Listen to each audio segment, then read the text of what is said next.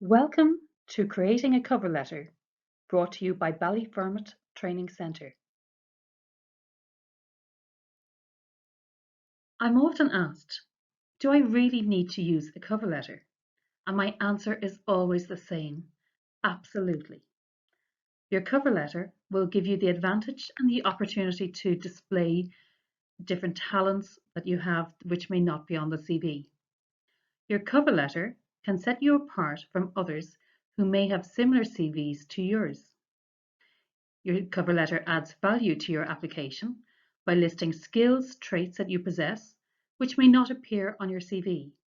For example, these could be key attributes that employers always look for, like hardworking, reliable, loyal, etc. Your cover letter will demonstrate that you can competently compose a good standard of a business letter error-free. So where to start? The first thing I always suggest people do is to print the job spec and underline the key words. The job spec isn't just about where the job is and if you can do it. It actually is giving you valuable information. The employer has taken the time to tell you exactly what they are looking for.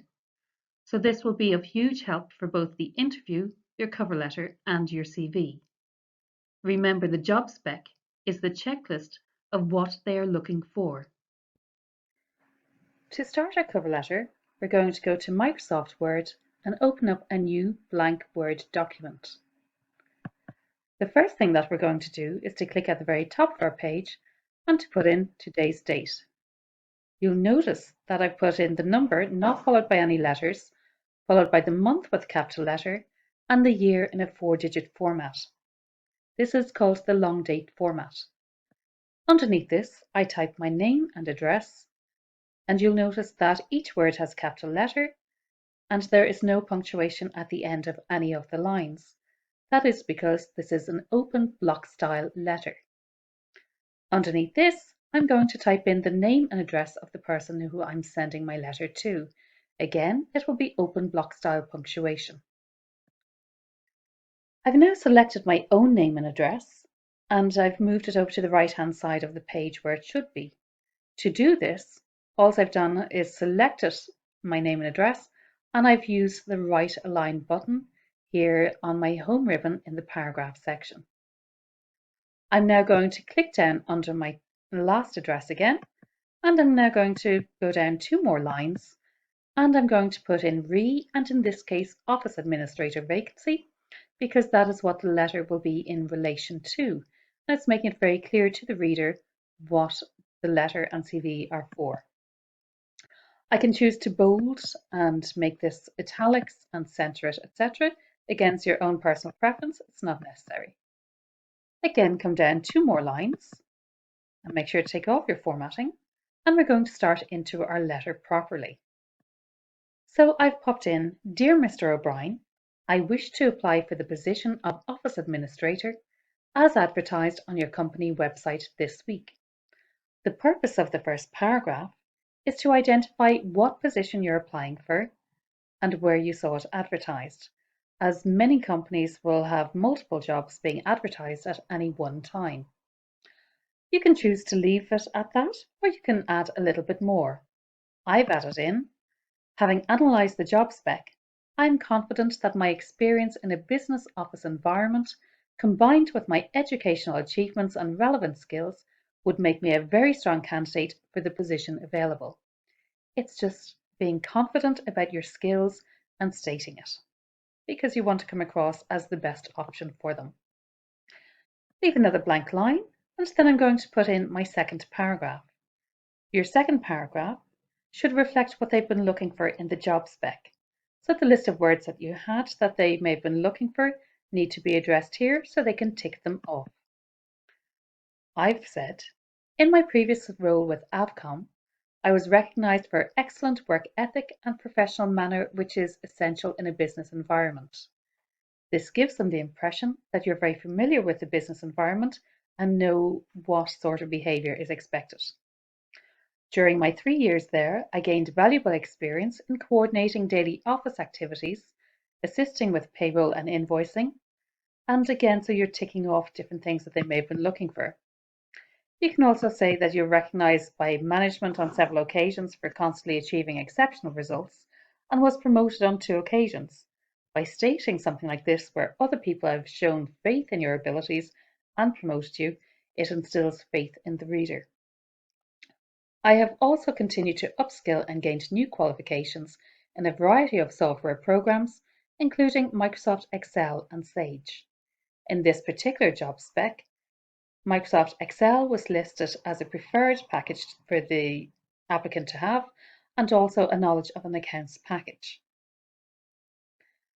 For my third paragraph, again, I'm going to leave another blank line, and I'm going to give them something that perhaps isn't on my CV, and something more of a personal trait and qualities. So that might be that you're hardworking, that you're loyal, reliable, and just an air as to what sort of person you are. So I have this started with, whilst my CV may list my academic and professional achievements, I also possess a number of core values which I feel would benefit me in this role. My commitment to my position and employer has always been remarked on, especially in the 3 years I worked for my previous employer, where I held a perfect attendance record.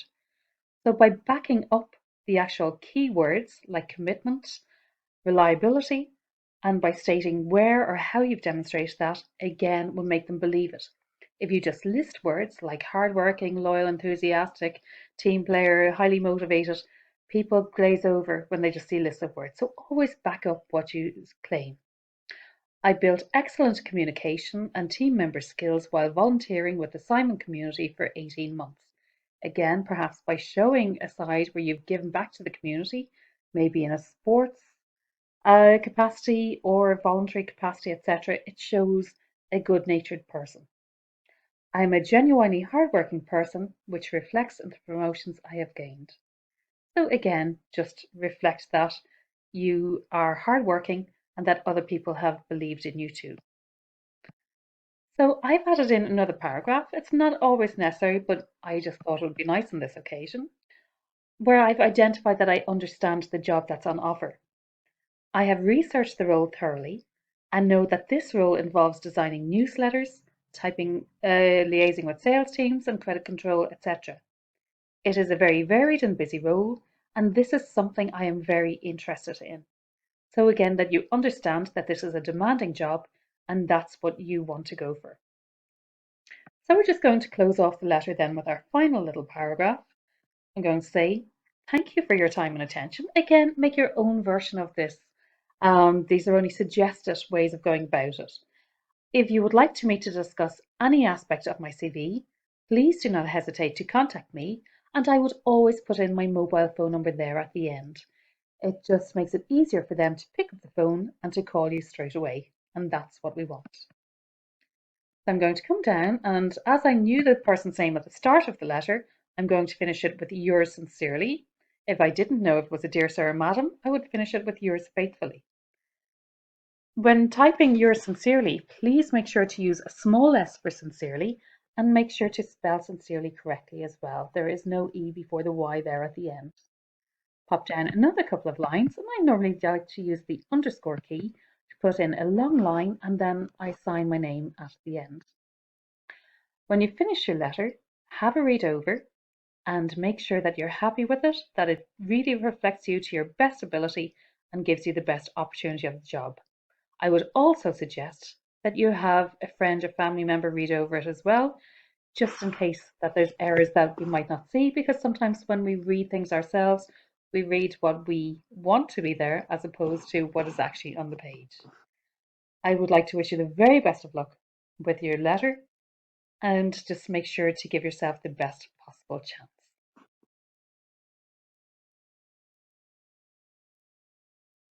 If you're making an application online, I would always advise that you don't actually attach the cover letter as an attachment. What I would always suggest that people do is to use the cover letter, which you've spent lots of time preparing, as the main body of your email. So what I would say is to select from the Dear Mr. Ms. whatever down as far as your name at the end of the letter and copy it and paste it into the main text area of your email. By doing this, you're drawing the reader's eye into reading your cover letter, which they may not do if it's as an attachment, as sometimes they will just automatically jump to the CV and have a read over that. So I would always suggest copying in the letter into your main body of text for your email. So just a little recap. We always start off our cover letter with our date, name and address at the top. Your first paragraph will be stating what position you are applying for and where and when you saw it advertised. The second paragraph is going to tell them the skills they're looking for which you possess, and make sure to back this up with examples. Your third paragraph will describe and back up, don't just list, because employers hate long lists of words like highly motivated, team player, enthusiastic. Give them actual real examples so that they can believe it. So this should list your personal attributes. For example, that you're hardworking, give examples, reliable, give examples, etc. Your fourth paragraph then should demonstrate your understanding of the role, and your fifth is just your closing, where you're thanking them and letting them know that you are available for interview. With all of that done, hopefully you have a super cover letter put together, and we'd just like to wish you the very best of luck and success from all of us here at Ballyfermot Training Centre.